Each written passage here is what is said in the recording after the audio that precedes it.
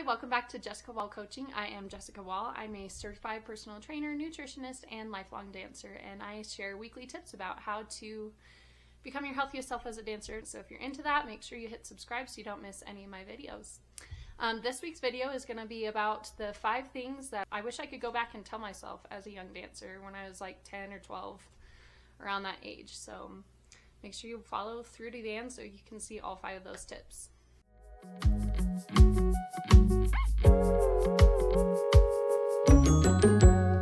Alright, so the first piece of advice that I would give myself as a young dancer is to make sure to focus on technique first and work on the tricks later. And obviously there are multiple reasons for this, but biggest reason is that when you try and do the tricks and you don't have the strength and technique that you need for them, you're putting yourself at a big risk for injury. And I was one of those people that I worked really hard on getting the tricks, and I ended up getting several lead roles because of that. But when I went out and started learning dance from other teachers, it was obvious that my technique had suffered, and so I had to go back and start at the beginning and build the foundation of the technique first. And so it's obviously something that's pretty important. And unfortunately, it can be quite common for teachers to emphasize the tricks. They'll push you to be able to do 5 pirouettes, or they'll push you to make sure you can get your leg all the way up to your ear. But if they're not supporting you in getting the proper technique and proper strength you need to do those things, then you're going to end up hurting yourself. Or you won't have the things that you need to be able to succeed as a dancer. And the reality is that once you figure out how to get the technique, get the strength that you need, get the real flexibility safely, then the tricks will become a lot easier to execute in the end. So if you focus on the strength, the technique first, then you'll be able to do the tricks later. I know it's kind of boring to start with the technique, but that's what's most important. So I hope that if you're watching this, then you'll take note on that too. Alright, so tip number 2 that I would give myself as a young dancer is that food is fuel for my body, and it's not going to make me fat to eat.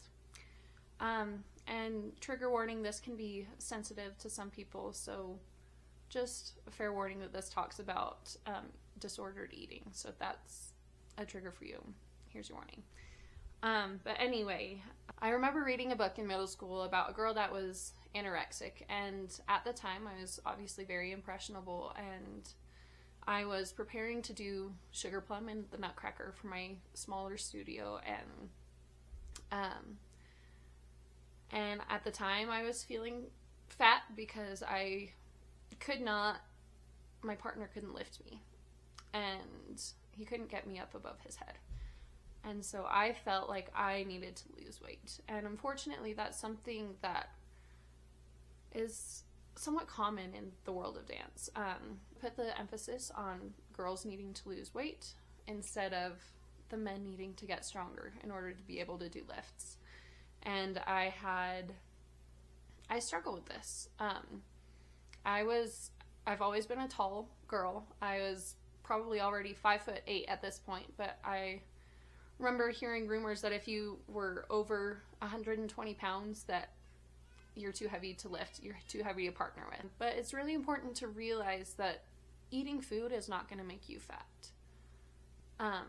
It's important to get in a wide variety of food, and this is something that could be split up into multiple different videos, multiple different topics. And we probably will do some of those things later here in this channel. But yeah, I would go back and tell myself that I was perfect as I am. You're perfect as you are.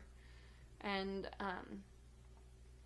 it's not on you to lose weight so that a boy can lift you. And it's important to eat well so that you can fuel your body. And sometimes that means eating a lot, and that's okay. So yeah, I guess that's all I have for tip number 2. Alright, so on to tip number 3. This one is that it's possible to create good relationships and avoid toxic culture and relationships in the world of dance. I will say that I learned this as I got older, obviously, but starting out, I was naturally one of the more advanced girls in my studio, and because of that, I ended up having sort of a little bit of tension between me and the other girls at my level, and it was really unfortunate at the time. Later on, I did grow close relationship with those girls, and I hold them dear to my heart forever and ever. But unfortunately, especially with competition and things like that, dancers can often find themselves pushing people away in an effort to boost themselves up. And I think that's so sad sometimes, because the best way to boost yourself up is to boost others up along the way. The more that you can encourage the people around you, the more they'll do it back to you, and you can build each other up and build a ladder together to get where you want to go. And so that's number 3, what I would go back and tell myself. Tip number 4 that I would tell myself as a young dancer is that strength and flexibility go together like yin and yang, bread and butter. Sometimes it's easy to focus on one or the other and not really care about the opposite. But if you don't have them together, you're not going to be able to be your strongest, healthiest, best self as a dancer. I was actually quite flexible as a young dancer, but I was also kind of weak. And eventually I started adding in strength training and all that stuff, and I was able to take my dancing level from here all the way up there. So that would definitely be tip number 4, is don't neglect one or the other. Make sure that you're working on them together. On that note, on October 1st, I'm going to be coming out with a 30 days to a healthy dancer guide. And this is going to be amazing. It's going to be a big package. I'm going to have a daily stretching routine in there. I'm going to have a workout calendar along with the exercise that you need to do. I'm going to have probably some nutrition tips along with a journal to help you with every day. And so it's going to be kind of a comprehensive dancer wellness guide all in one package. So that'll be available to you on October 1st, but you can go to my website and sign up for emails to make sure that you're the first to know when it's out. And you'll also get a little free sample of it, so you really know what you're getting into. Don't miss out on that free sample. It's going to be a mini version of the flexibility guide. So make sure to click here. I hope I can find a button to put there. But if not, I'll have the link in the description box. Go to my website and get that free guides directly into your inbox, and I'm excited to show you what I have for you. Last but not least, tip number 5 that I would tell myself as a young dancer is just to have fun. I think sometimes it can be so easy to get caught up in the world of dance. It can be so grueling and overcoming. It can take over your whole life if you let it. And if that's what you want, great, do it. But I think for a lot of people, that's not what you want. You want to have a social life with your friends. You want to be able to spend time with your family. You want to be able to maybe do some fun things at school. Maybe you have some time you'd want to dedicate to God if you're a religious person like I am. And so I think I did somewhat a good job of balancing the different areas in my life, but sometimes I wish that I had done more. I am so grateful for all the opportunities that I received as a dancer. So I wouldn't change that part for the world. But sometimes I do wish that I had taken some more time to do the things that I wanted to do, to have fun. So that would be tip number 5.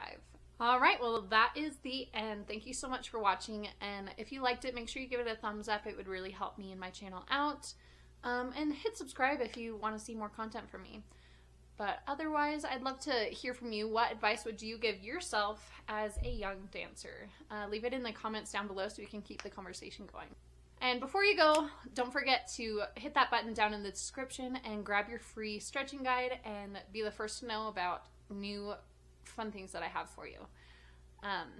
Thanks again for watching, and I will see you next time. Bye!